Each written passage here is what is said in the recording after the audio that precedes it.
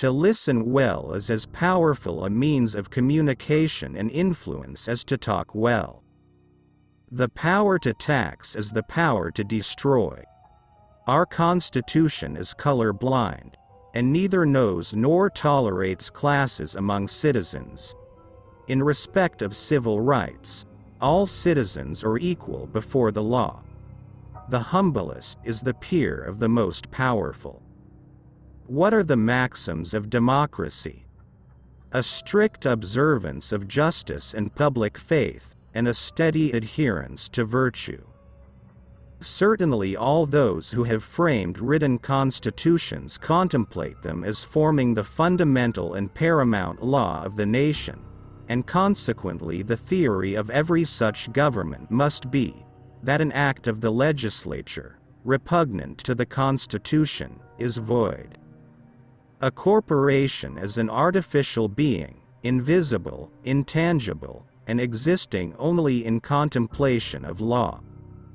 Let the end be legitimate, let it be within the scope of the Constitution, and all means which are appropriate, which are plainly adapted to that end, which are not prohibited, but consist with the letter and spirit of the Constitution, are constitutional.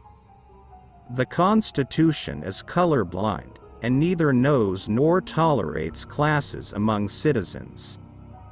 The people made the Constitution, and the people can unmake it. It is the creature of their own will, and lives only by their will.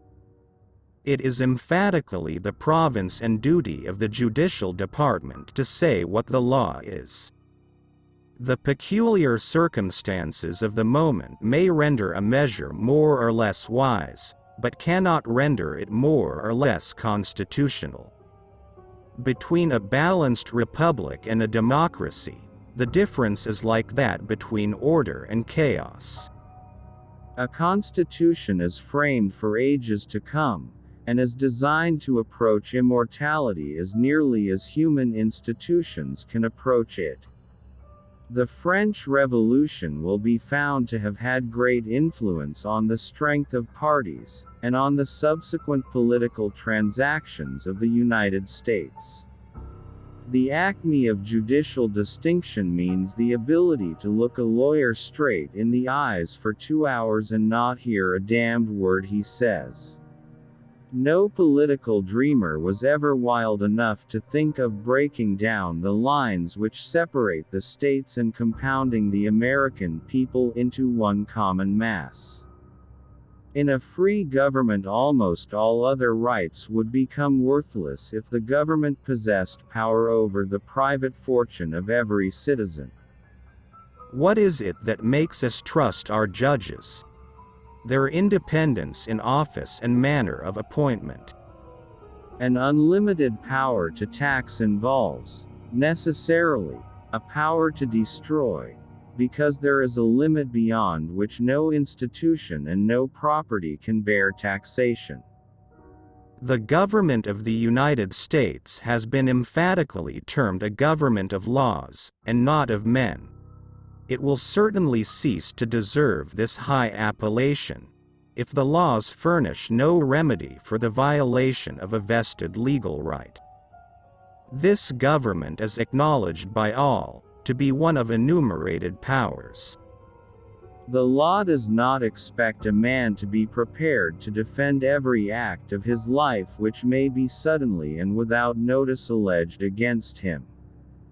The particular phraseology of the Constitution of the United States confirms and strengthens the principle, supposed to be essential to all written constitutions, that a law repugnant to the Constitution is void, and that courts, as well as other departments, are bound by that instrument.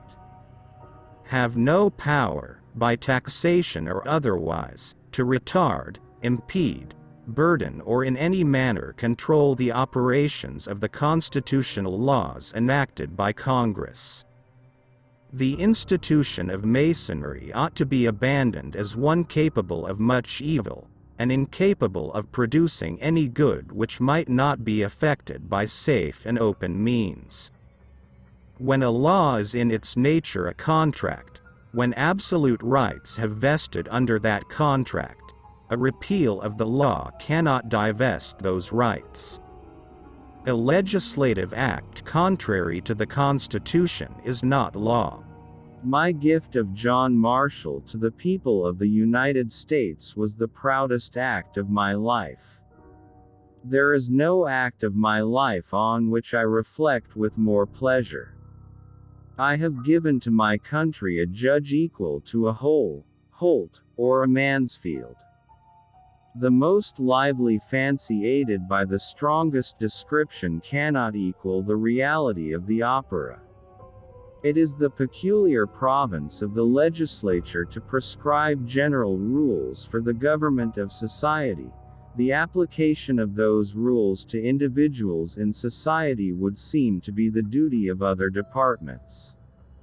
No one imagines that a law professing to tax will be permitted to destroy. I fear we may live to see another revolution.